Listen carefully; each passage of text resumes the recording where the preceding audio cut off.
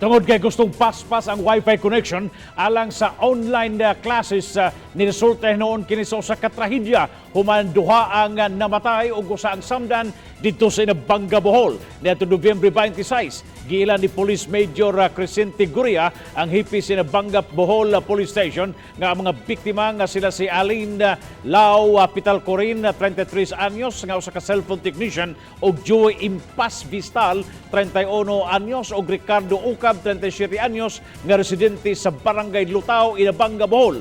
Kusog ang uwan ni atong higayuna samtang nag-install sila sa Wi-Fi signal booster gamit ang kawayan isip poste. Apan aksidente kining nasamud sa power utility mainline sa Bohol Electric Cooperative 1 na kuryentihan ang tulo og nakaangkon og mga paso sa ilang lawas.